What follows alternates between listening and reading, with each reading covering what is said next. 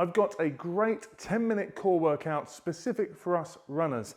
Runners, we don't need to train flexion. In fact, flexion and exercises like crunches, they don't really do anything for us. Yeah, you feel the burn, but that's about it. We need, as runners, to train to control extension and rotation. So as we're running, this leg goes back behind us. This arm drives back here. We're lengthening across this diagonal. As we extend, we rotate. We need to control this movement. Otherwise, we end up really sloppy with our running form. So how do we control that combined extension and rotation? Well, we can start out with an exercise like a dead bug. So with this, you begin just by bringing your knees up, so you're 90 degrees roughly at the hips, and again roughly 90 degrees at the knees. Gently draw your belly button in towards your lower back. Feel that in doing so, you just begin to engage your core, those kind of lower core muscles, transverse abdominis. If you're not sure how that should feel, if you're not sure how to engage your core, check out the 7-day free trial on the Bulletproof Runners program. Again, it's part of the free trial. Just go and check that out and have a look at some of the instructive videos that will really get you feeling what it is to actually engage the right muscles. Now, from here, what we're going to do, arms in this kind of zombie position, we're going to alternate opposites. So, one leg and one arm, opposite sides, just down towards the ground, not quite touching, then bring it home, and then the same on the other. As you extend the leg, and as you flex the arm up over the head, what you'll probably feel is that you want to lift your lower back off the ground. That's the extension that we're talking about that you have to control. So by drawing that belly button in, engaging your core, you should be able to keep your back pressed into the ground. And as we work through a set of 20, 10 to each side, alternating slow and controlled, you should feel that having to keep that control, those abs, that core region begins to have to do quite a lot of work. If you can't control that lower back lifting, set yourself back into position and work with just the legs, just through a partial range of motion. So perhaps that's all you can control to begin with. And over time, we get lower and lower, and you can control the whole thing. But that in itself is a really good start in terms of just learning how to engage your core and hold that engagement as we move the limbs on a nice controlled midsection. Because that's really what we're trying to do. We're trying to create control from inside out as we then using our arms and legs to run. Now, thinking extension control again, we can think about plank exercises. A static plank could be a straight arm plank, like the top of a press up position, or it could be an elbow plank, typical forearm plank. Either way, we don't want to see butt up in the air, but what we really don't want to see is this kind of sagging, because that's the extension we need to control. So clench your butt, draw your belly button in, and we're just going to hold, should be breathing, nice and relaxed, should be able to talk, holding 30 to 60 seconds, 2 or 3 times over. Now, again, the thing with that is it's static. When we're running, we're not static. It's a good start, it's a good conditioning exercise, strengthening the muscles we need to use to control that extension. But let's add a little bit of movement in here. Again, we're not going to get too wild. We can do things like we go forearm position. We do things like just a leg raise. So we're loading one side, loading the other, creating an asymmetrical load that your core then has to use, that your core then has to control so that hips and pelvis stay nice and solid.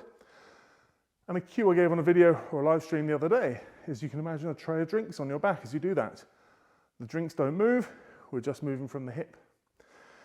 We can then get a little bit more advanced. We can go straight arm plank. We can do slow, controlled mountain climbers, knee to elbow. Again, trying to keep the midsection still, tray of drinks, dissociating movement from, or movement at the hip, movement with the legs, from movement of the midsection. 30 seconds of those, or 30 seconds of our alternating straight leg lifts, you're going to feel it after 2 or 3 sets. Now, if that's our front plank, which is going to be working Yes, we're working all round core, but particularly working in this sagittal plane. So working rectus abs predominantly, and then on top of that with the movement, getting a bit more obliques in there. We can also think about how we can target those obliques a little bit more. Not just obliques, but also muscles of the lower back, like QL, quadratus lumborum. Now, a side plank does that really nicely. But again, a side plank static hold, 30 seconds each side, 2-3 times over on each side is a good start. What if we added movement? We can go bent knee on the lower side. We can start almost kind of coming up into this starfish type position. So the other day in a video, I was showing this as a static position. So our bent knee side plank, combination of a bit of glute med here, obliques and QL here. Adding movement makes it that little bit more demanding, that little bit more of a exercise through range. Again, work through 15, 20 reps on one side, same on the other, 3 times through. You'll feel that, trust me. We can also make life a little bit harder still. If you want to go more advanced, we can go straight, we can go full length side plank, and from there we can go into this running man type movement. Back and forth, as we again keep control, keep our core engaged, keep hips up off the floor, and keep the breathing as relaxed as possible. Now, all that's ground-based. It's good for conditioning. The asymmetric loads are really good for your core, but let's get specific about running again. Okay, so I mentioned that we want to really start training this oblique pathway here, referred to it as the anterior oblique sling. Now, what we can do is add a little bit of movement and a little bit of weight to this. So, if we think about the way in which we're training this diagonal to start with, we've got a dumbbell in this hand, which could be, doesn't have to be too heavy, just enough to add a bit of momentum.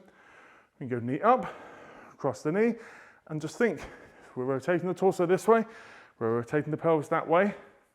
This is kind of like the movement of drawing a sword in back kind of, picture medieval times.